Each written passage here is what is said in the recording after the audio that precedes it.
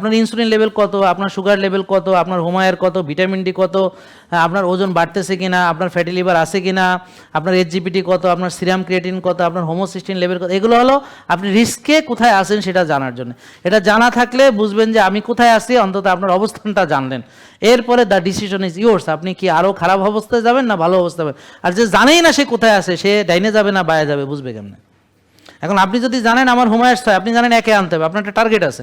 আপনি যদি জানেন ভিটামিন ডি 15, এটারে 90-100 আনতে হবে, আপনার একটা টার্গেট আছে। যে জানেই না হ্যাঁ ভিটামিন ডি কত, হ্যাঁ তো মনে করবে আমি ভালো, সে যে ভালো সে মনে মনে ভাবে। তো এরকম বহু লোক আছে, সে ভাবে সে ভালো, কিন্তু সেগুলো কিচ্ছু জানে না, না জেনেই সে মহাসুখে আনন্দে আছে ভালো।